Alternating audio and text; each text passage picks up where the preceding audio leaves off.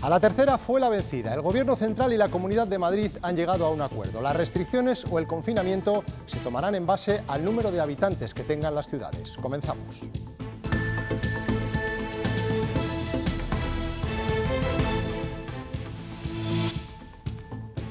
En las residencias de ancianos hay internos que no tienen familia y la tutela sobre ellos la ejercen las fiscalías. En el caso de Zamora, este órgano ha pedido información a la Consejería de Familia de 3 centros, en los que se han multiplicado los casos de COVID. Muy bien, Merche. Buenas noches. La Fiscalía ha solicitado información sobre la situación de las residencias de Villar del Buey, Villarrín de Campos y Corrales del Vino. Nos vamos en directo hasta Zamora. Sara Andrés, ¿cuál es ahora mismo la situación? La Fiscalía ha solicitado esta información detallada sobre la situación de estas 3 residencias en concreto entre los elevados casos de los brotes detectados en los últimos días. El objetivo es detectar cuanto antes si hubiera personas en especial riesgo de quedar en desamparo para darles la cobertura legal que necesiten. Dentro de 2 horas y media comienza el confinamiento de Medina del Campo y El Carpio en Valladolid y Soto Serrano en Salamanca. La propagación de casos ha obligado a intervenir al Gobierno regional. Como les hemos dicho al inicio de este informativo, la Comunidad de Madrid y el Gobierno central lo han vuelto a intentar y a la tercera lo han conseguido. Nueva reunión para determinar el grado de confinamiento al que tienen que someterse la capital de España y el resto de ciudades. Daniel de la Fuente, podemos hablar de principio de acuerdo. Sí, pues la última hora es que se desbloquea esa situación, que hay un principio de acuerdo entre el Gobierno de España y la Comunidad de Madrid. En esa reunión, que ha empezado a las 6 de la tarde, ha terminado hace apenas unos instantes, y en ella se habría fijado que los municipios con más de 100.000 habitantes tendrían criterios homogéneos para aplicar las restricciones y que en los de menos de 100.000 habitantes serían las propias comunidades autónomas las que fijarían esas restricciones. La patronal se suma al acuerdo del Gobierno y los sindicatos para prorrogar los ERTE hasta el 31 de enero. Los hosteleros finalmente podrán acogerse y ahora piden un plan de rescate para el sector. Podemos estar un poco más contentos porque era urgente esa prórroga de los ERTE, ha sido en el último minuto. Seguramente habrá cosas mejorables, pero siguen faltando muchas medidas. Rodrigo Rato y los otros 33 acusados en el caso Bankia han sido absueltos por el juez. El tribunal les considera inocentes de falsedad y estafa tras la salida a bolsa de la entidad, que tuvo que ser rescatada por el Gobierno. También quedan libres de cargo Atilano Soto y Agustín González, de Caja Segovia y Caja de Ávila.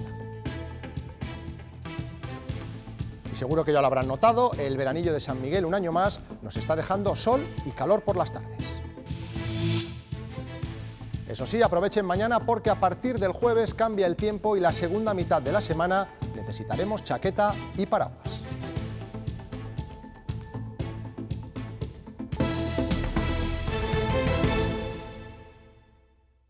Un acuerdo de máximos que protege, insisto, a todas las empresas de este país y a todos los trabajadores. Con este acuerdo afrontamos y despejamos un otoño o un invierno que deseamos no sea difícil. Pero estoy convencida que si salvamos el otoño y el invierno, sí entraremos de lleno en la recuperación. Era una noticia muy esperada. A un día de que venciera la normativa, el Gobierno ha aprobado prorrogar los ERTE, al menos hasta el 31 de enero. De momento habrá modificaciones en los tipos de ERTE y la prestación de desempleo no se va a reducir. La hostelería está satisfecha porque también se les incluye, aunque tendrán que esperar a la publicación en el BOE para ver si les afecta al 100%.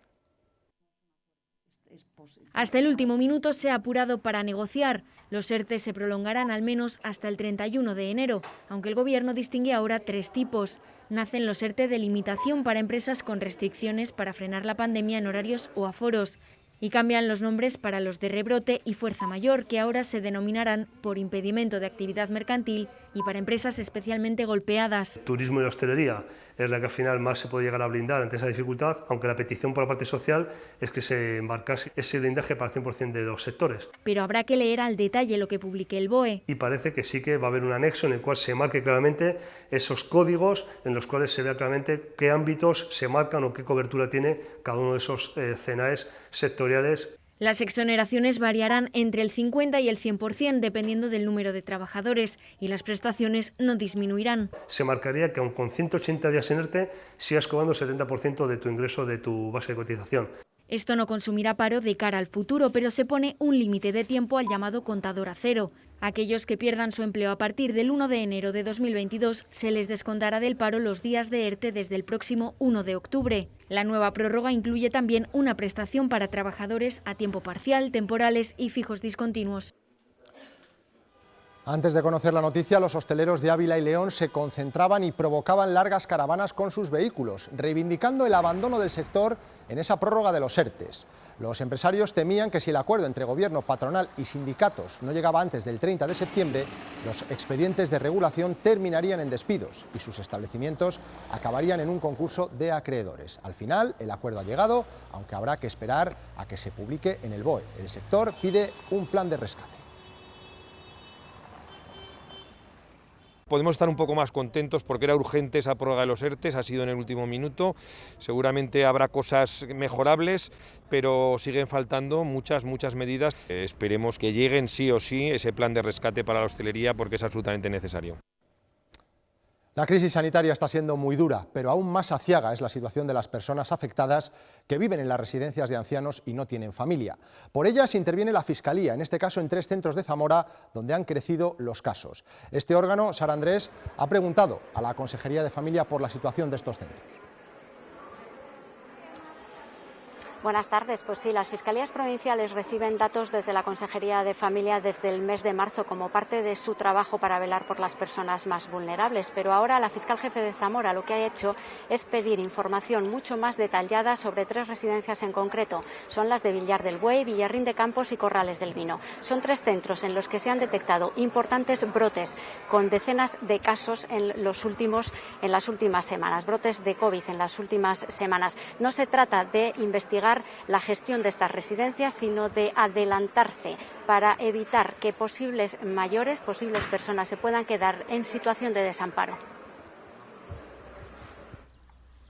La Fiscalía ha solicitado información sobre la situación de las residencias de Villar del Buey, Villarrín de Campos y Corrales del Vino.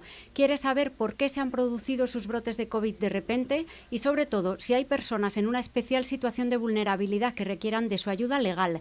Es el caso de mayores sin familia, discapacitados o que pudieran declararse como tales, pero no pueden intervenir en estos centros, como tampoco lo hará la Consejería de Familia. La intervención de las residencias decayó con el estado de alarma, lo que no significa que no estemos interviniendo en ellas. En Zamora hay 3 residencias con un solo caso y otras 6 que tienen varios casos y brotes más llamativos. Reconocen transmisión comunitaria, pero señalan que la situación está controlada. Si es necesario un refuerzo de personal, se realiza un refuerzo de personal.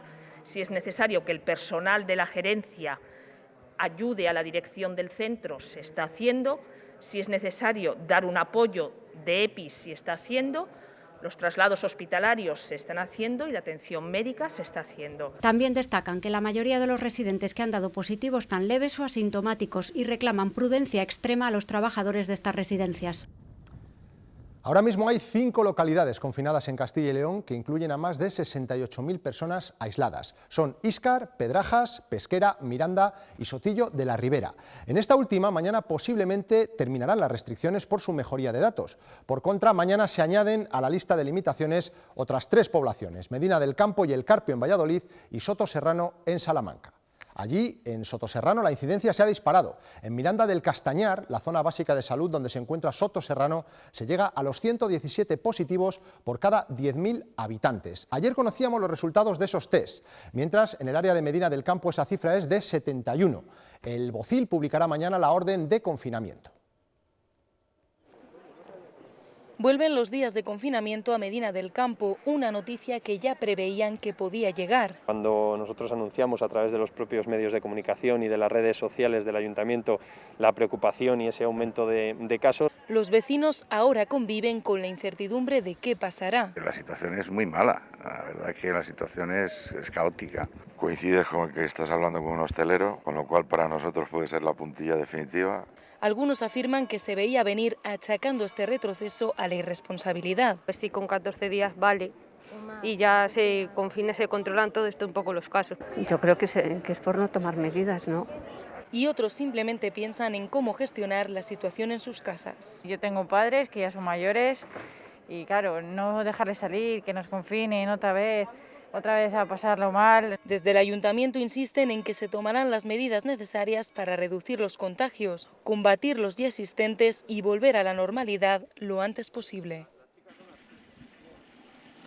En unas pocas horas, Sotoserrano, localidad de la Sierra de Francia en Salamanca, estrena las nuevas restricciones. El municipio queda confinado con el fin de frenar el contagio comunitario detectado después del cribado masivo realizado la pasada semana mediante PCR a la mayor parte de los vecinos. 80 casos positivos han aflorado en este pequeño municipio de menos de 500 habitantes, una situación que lleva a esta restricción prácticamente absoluta del contacto social, que queda reducido al núcleo familiar y laboral, y también de las salidas y entradas del municipio, que quedan restringidas a aquellos casos de fuerza mayor y absolutamente justificados, vinculados fundamentalmente con el trabajo, la asistencia médica o acudir a clases. Los vecinos lo asumen con resignación, aunque destacan que desde que se conoció la transmisión comunitaria ellos ya habían tomado sus propias medidas.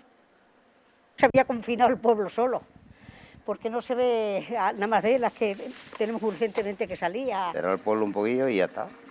Y cuanto antes de corte, pues mejor. Tendremos que aguantar, haremos lo que nos manden. En Salamanca se han impuesto 40 sanciones por no llevar la mascarilla o por su uso incorrecto, convirtiéndose en la segunda ciudad con más multas, por detrás de León con 45. También en la ciudad se ha pasado de 4 botellones frustrados a 37 en la última semana, de forma paralela al regreso de la población estudiantil, lo cual está suponiendo una intensificación de las tareas de vigilancia por parte de la policía local.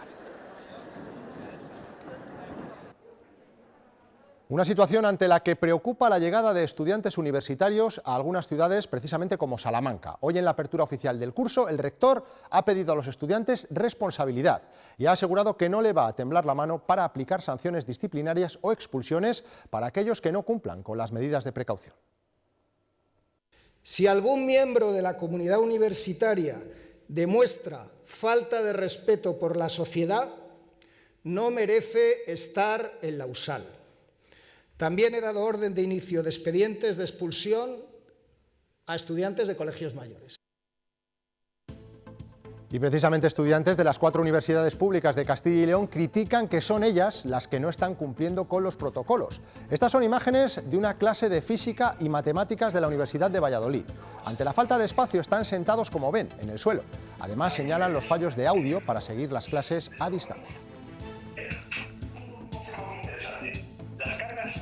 La factoría Roldán del Bierzo, una empresa de acero que da empleo a 400 personas, ha tenido que activar el protocolo COVID por el positivo de uno de sus trabajadores. Silvia Nogueiro, buenas noches. ¿Han conseguido ya aplacar esos contagios? Buenas noches. Mañana miembros del comité de empresa se van a reunir con la dirección de la planta para conocer la última hora, pero sí saben que fue el propio trabajador el que advirtió a la compañía de ese positivo por coronavirus. A partir de ahí se puso en marcha ese protocolo para localizar los contactos estrechos, aquellos compañeros con los que se comparte turno. Unas 10 personas se han hecho también la prueba, de momento no hay más positivos, pero permanecen en sus casas por precaución. No es la única empresa, hoy hemos conocido también más positivos en la compañía LM, que se dedica a la fabricación de palas eólicas. Allí se activó el protocolo por un positivo, aunque en este caso hubo 3 contagios de momento y a la espera de conocer más resultados en otras PCRs practicadas. En cualquier caso, tanto en LM como aquí en Roldán, la rápida actuación ha evitado la propagación del coronavirus en las 2 empresas que más mano de obra emplean en la comarca del Bierzo. Avisó a la empresa para que la empresa, gracias a su actuación, que hay que agradecérselo a este compañero, pues de haber sido un mal mayor, en todo caso, pues se ha podido placar en un espacio breve de tiempo. Y hoy los contagios en Castilla y León se duplican con respecto a ayer. La comunidad suma 848 nuevos casos, más de la mitad de ellos en la provincia de Valladolid. Además, han fallecido 13 personas en las últimas 24 horas, 10 en hospitales y 3 en las residencias de mayores. La consejera de Sanidad ha pedido que el debate sea técnico y no político, y que las evidencias científicas sean las únicas que guíen las actuaciones para gestionar la pandemia. Sí que queremos tener los criterios de alarma, los criterios en los que nos tenemos que, de manera homogénea, preocupar en toda España, porque yo creo que esto se ha hecho en otros países, les ha funcionado y, por lo tanto, pues yo creo que aquí lo deberíamos de intentar. Nosotros haremos nuestra propuesta. En los mismos términos se ha pronunciado el presidente de la Junta de Castilla y León, Alfonso Fernández Mañueco. Confía en la interterritorial de mañana y pide más coordinación entre las comunidades autónomas y el Ejecutivo Central. Consideramos que es necesario seguir avanzando en la coordinación entre las comunidades autónomas y el Gobierno de España a través del Consejo Interterritorial para trazar entre todos líneas de actuación y también criterios objetivos para homogeneizar la aplicación de las restricciones. Una interterritorial que será clave a raíz del principio de acuerdo entre el Gobierno central y la Comunidad de Madrid. Las decisiones sobre el confinamiento y las restricciones las tomarán las comunidades autónomas o el Gobierno en función del número de habitantes de las ciudades. Daniel de la Fuente, buenas noches de nuevo. Sí, ¿qué tal? Buenas noches. En ese principio de acuerdo se refleja que en los municipios de más de 100.000 habitantes se fijen criterios homogéneos para aplicar, aunque, como decíais, se tendrá que llevar mañana ese Consejo Interterritorial de Sanidad, mientras que en los municipios de menos de 100.000 habitantes serán las propias autonomías las que decidan qué restricciones aplicar. El Gobierno también habría trasladado a la Comunidad de Madrid que hará efectivas sus peticiones en cuanto a Policía Nacional, Guardia Civil y Ejército. Hoy se han empezado a hacer test de antígenos de forma masiva en Puente de Vallecas, en Madrid, donde se superan los 1.000 casos por 100.000 habitantes. Esos test de antígenos son algo así como una PCR rápida. El resultado está listo en unos minutos y determina la presencia o no del virus en nuestro organismo con alta fiabilidad. La Comunidad de Madrid ha adquirido 5 millones de estos test y va a extenderlos a las 45 zonas confinadas en toda la región.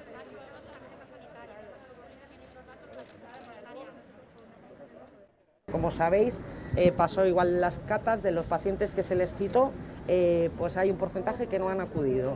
Vuelvo a insistir en la responsabilidad ciudadana. Hoy a estas horas todavía se desconocen los datos de contagios y de fallecidos diarios en España por parte del Ministerio. Las comunidades sí que lo han hecho público y Andalucía registra 1.200 casos nuevos en las últimas 24 horas y la Junta ha aprobado nuevas medidas para frenar esa segunda ola. Quieren anticiparse y que su incidencia siga siendo inferior a la del resto de España. Para ello harán test masivos en los municipios que superen los 500 positivos por cada 100.000 habitantes y se reducen de 10 a 6 el número máximo de personas que pueden asistir a reuniones privadas, si se trata de personas no convivientes.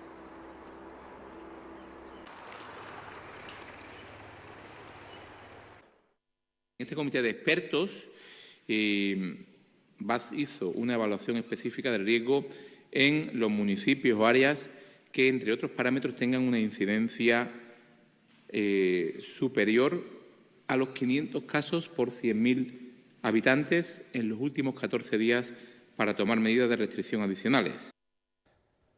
Hoy el mundo registra un dato que nunca habríamos deseado ofrecer: 1 millón de fallecidos por coronavirus. En diciembre del año pasado, China informaba de varios casos de este virus desconocido, que 10 meses más tarde deja más de 33 millones de personas contagiadas y este dato estremecedor del millón de personas fallecidas.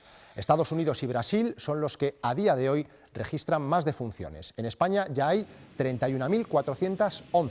Esto es una cifra, pero no podemos olvidar que detrás de los datos diarios hay un listado de víctimas que día a día aumenta.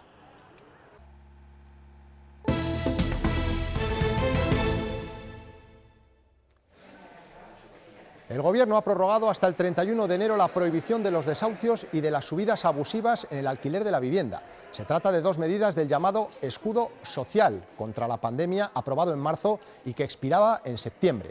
El Consejo de Ministros también ha aprobado un nuevo supuesto para el bono social eléctrico. Quienes hayan perdido el 75% de sus ingresos por estar en el paro o en ERTE podrán solicitar un descuento del 25% en el recibo de la luz. El Ejecutivo intenta reforzar también el sistema de salud con alrededor de 10.000 sanitarios, eliminando algunas restricciones en la contratación para las comunidades autónomas. El Consejo de Ministros ha aprobado un Real Decreto que les permite emplear a profesionales de fuera de la Unión Europea y a los que han aprobado el MIR, pero no tienen plaza, es decir, los que cuentan con el grado, licenciatura o diplomatura correspondiente, pero carecen del título de especialista reconocido. Hasta el momento, todas las medidas de Moncloa se están financiando con los presupuestos de Cristóbal Montoro. El Gobierno espera poder seguir negociando las que serán sus primeras cuentas con los independentistas catalanes después de la inhabilitación de Quim Torra. Hoy el ya expresidente de la Generalitat ha exigido una amnistía a Pedro Sánchez. Ya no es presidente de la Generalitat de Cataluña, aunque ha seguido haciendo lo mismo que cuando lo era. Quim Torra ha visitado a los condenados por el proceso en la cárcel de Lledoners, donde se ha dirigido así a Pedro Sánchez. Pero si realmente se quiere abordar el conflicto político de Cataluña, ley de amnistía y hablemos con un orden del día por escrito del derecho a la autodeterminación de Cataluña. Los abogados de Torra han recurrido ante el Constitucional la inhabilitación que le aparta de la presidencia. La asume en funciones el hasta ahora vicepresidente catalán Pere Aragonés, de Esquerra Republicana, con el horizonte de unas elecciones autonómicas para principios de 2021. Antes, los independentistas juegan otro papel paralelo en la negociación de su apoyo a los presupuestos generales del año que viene. Esquerra seguirá hablando con Moncloa. Y en todas las guerras, los bandos hablan, y no porque sean amigos, sino porque precisamente son adversarios. Creemos, desde el Ejecutivo, que los tiempos de la confrontación, del frentismo, de la desobediencia en términos legales ha pasado. Tenemos que abrir un nuevo capítulo en Cataluña. Además de negociar el apoyo a los presupuestos de Esquerra, María Jesús Montero ha afirmado que el Gobierno mantiene la puerta abierta a otra reunión de la mesa de diálogo sobre Cataluña, cuando la solicite la Generalitat. Vox ha registrado esta mañana en el Congreso su anunciada moción de censura contra el Gobierno de Pedro Sánchez. Se prevé que se debata la semana del 12 de octubre, con Santiago Abascal como candidato. Todo indica que fracasará, porque en principio ningún otro partido está dispuesto a apoyarla. Vox tienta al PP, pero los populares responden que Sánchez es el único que gana con esta moción. Y hoy se encuentra con que la mayoría de sus simpatizantes y votantes no entienden su postura, no entienden que no apoyen una moción de censura si están diciendo, como decimos nosotros, que las cosas están tan mal. No hay que engañar a los españoles, los números no salen y solo va a ganar Sánchez con esta moción. El PP ha pedido a Pedro Sánchez que repruebe a Pablo Iglesias y Alberto Garzón por criticar al rey. Los dos ministros de Unidas Podemos han acusado en sus redes sociales a Felipe VI de vulnerar la neutralidad política al llamar por teléfono al presidente del Consejo General del Poder Judicial. Hoy la parte socialista del Gobierno les ha desautorizado así. Decirle con rotundidad que no creo que en ningún momento Su Majestad el Rey haya vulnerado la neutralidad constitucional, la neutralidad democrática que le exige la ley. Creo que se ha respetado en cualquier momento y probablemente una llamada de cortesía, como su nombre indica, es de cortesía.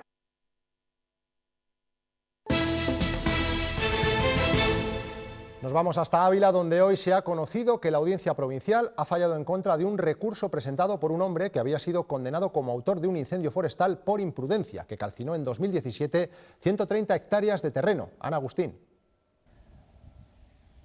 La Audiencia Provincial ha desestimado el recurso de apelación presentado por un hombre condenado en febrero de este año a 8 meses de prisión, otros 8 de multa de 8 euros diarios y también al pago de las costas procesales como autor de un delito de incendio forestal por imprudencia. Los hechos se produjeron en octubre de 2017 en el término municipal de Becedas, en Ávila, donde este hombre realizaba tarea de quema de rastrojos sin control, algo que originó un incendio forestal que calcinó 130 hectáreas de robledal y pastos y para cuya extinción la Administración regional movilizó medios que causaron un desembolso de casi 31.000 euros, que también deberá abonar este hombre en concepto de indemnización. No obstante, contra esta resolución cabe aún recurso de casación. Un hombre ha sido detenido la pasada madrugada en El Espinar, en Segovia, por agredir a su expareja. Entró forzando la puerta en el domicilio de la mujer y la emprendió a golpes con ella, apuñalando a la actual pareja de la mujer, que ha tenido que ingresar en el Hospital General. El presunto agresor ha sido detenido en su domicilio, en el propio Espinar. La madre del acusado de asesinar a la burgalesa Silvia Plaza ha tratado de inculpar a uno de sus amigos durante la vista oral. Ha declarado que se encontraba con él cuando la policía le comunicó que Silvia había fallecido y que este comenzó a decir que no quería hacerlo. Varios amigos de la pareja han señalado que el día de autos el acusado telefoneó a Silvia, quedó con ella y cuando la vio la golpeó tirándola al suelo. Un testigo presencial ha añadido que posteriormente la siguió golpeando en repetidas ocasiones. El pasado mes de febrero un hombre falleció apuñalado de madrugada en Valladolid. La investigación judicial apuntaba al suicidio, pero en las últimas semanas ha habido novedades que pueden cambiar el rumbo, todo a raíz de un medicamento, un ansiolítico, que podría inhabilitar a una persona para realizar una acción como esa. El lorazepam es un ansiolítico que puede generar efectos amnésicos, hipnóticos y sedantes a quien lo tome. La autopsia del cadáver del hombre que apareció muerto apuñalado en su casa del barrio de Parquesol el 11 de febrero revela que había tomado ese medicamento horas antes de morir. Y eso puede ser clave para la investigación abierta por el Juzgado de Instrucción 6 de Valladolid. Es prioritario ahora mismo saber qué efectos puede producir esa toma no habitual en el cuerpo de José Luis, qué efectos, y luego creo que hay otra segunda cuestión importante, que es saber cómo ha llegado ese medicamento al domicilio o a su cuerpo, porque evidentemente es una medicación que solo y exclusivamente se puede conseguir bajo una prescripción médica. A raíz de la autopsia se ha sabido que José Luis no estaba siguiendo ningún tipo de tratamiento médico que justificara la toma de esas pastillas. Se ha pedido al centro de salud informe y nos lo han remitido y así nos lo dice. No estaba bajo ningún tratamiento. La aparición de un medicamento tan potente en el cadáver ha hecho que tanto la Fiscalía como el abogado de la familia del fallecido pidan más datos de lo que eso puede suponer. Tiene que haber un informe forense ahora de esos efectos que puede producir una persona, los restos del medicamento que se han encontrado. La viuda testificó el pasado 10 de septiembre. Sigue defendiendo que su marido se suicidó mientras ella y sus hijos dormían. Mañana estaba previsto en Valladolid un juicio conjurado contra un hombre acusado de matar con una escopeta a un varón en un bar de Castrillo Tejeriego y herir a otros 3. Pero finalmente no se va a celebrar porque ha habido acuerdo. El autor del tiroteo mortal ha asumido una condena de casi 30 años e indemnizaciones que superan los 320.000 euros. Los hechos ocurrieron en agosto de 2018 en este bar de la localidad. Fue de madrugada. El ya condenado, por motivos que no se conocen y tras haber consumido cocaína y alcohol, disparó con una escopeta a un varón de 46 años que falleció en el acto y dejó heridos a otros 2 clientes del bar y al dueño. Fue detenido en Valladolid a la mañana siguiente. Una joven de 16 años desapareció el pasado 22 de septiembre en Arroyo de la Encomienda, Valladolid. La Guardia Civil busca a la menor. Cualquier persona que la haya visto o tenga información sobre ella puede ponerse en contacto con el 112.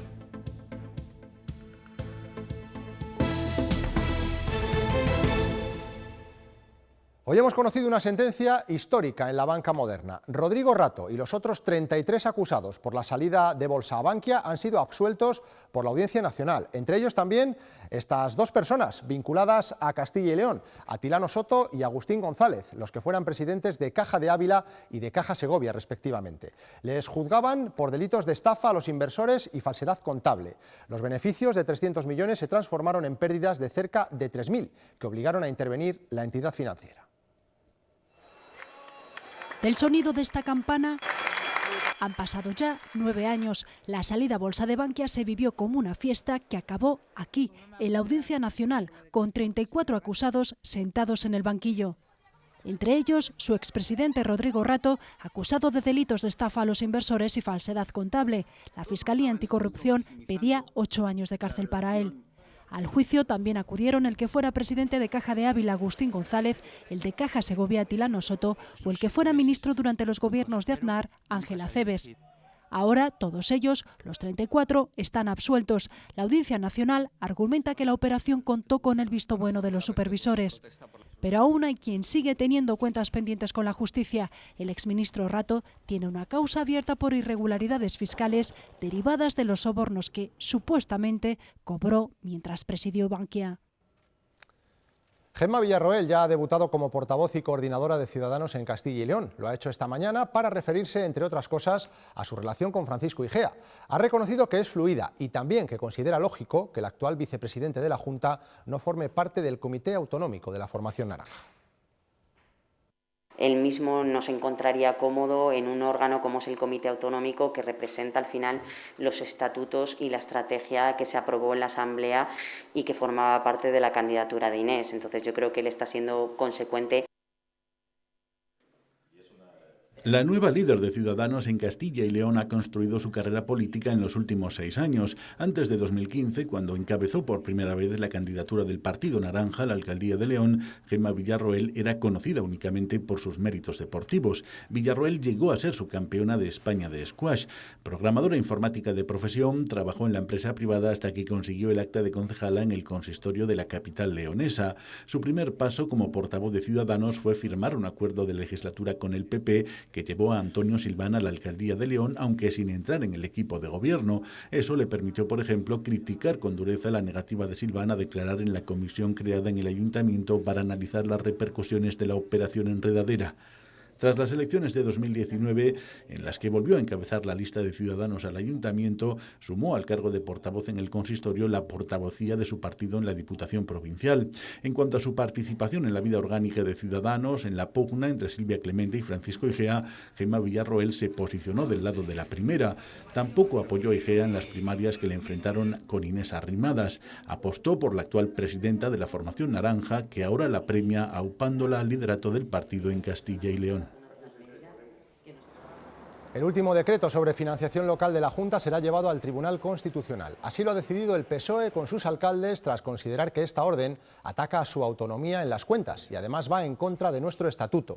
Según los socialistas, este decreto, que fue convalidado por las Cortes en julio, no mejora la financiación de los ayuntamientos en estos momentos, tal y como defiende la Junta. Gobierno central, autonómico, Diputación, empresarios y sindicatos. Todos han retomado hoy la mesa por León. En la tercera reunión de este órgano, que se ha celebrado en Villablino, el Gobierno central ha puesto de manifiesto la importancia de atraer a la provincia leonesa inversión privada. Los sindicatos han reclamado que se apruebe cuanto antes un presupuesto para empezar a realizar planes concretos. Y la Junta ha insistido en que no se pueden centrar los esfuerzos en potenciar un solo sector económico. Los problemas no se resuelven solo desde la iniciativa pública, desde la inversión pública, porque inversión pública ha habido y sigue habiendo, y por tanto lo que tenemos que ser capaces es de aprovechar esa inversión pública para convertirla en resortes para que la inversión privada se fije en León para invertir. Las obras de reparación del puente de Langa de Duero en Soria dejan al descubierto los restos de una calzada medieval. Ahora será Patrimonio quien tenga el poder de decisión sobre el futuro del puente y de las ruinas halladas, en función a su relevancia histórica. Los trabajos se centran en consolidar la estructura del puente con el fin de devolverle su capacidad de resistencia, ya que la base se encuentra más dañada. A veces levantar el telón es todo un triunfo, es lo que cuentan estas imágenes que vamos a ver. Son Stellar Circus. Después de prepararlo todo para su función, estos artistas tuvieron que estar 3 semanas parados ante la imposición de medidas restrictivas especiales de aforo en Salamanca. Ya superada esa fase, ahora el espectáculo al fin puede continuar y con él el modo de vida de 33 familias. Con el circo les dejamos, recordándoles que pueden seguir informados en nuestra página web. Adiós.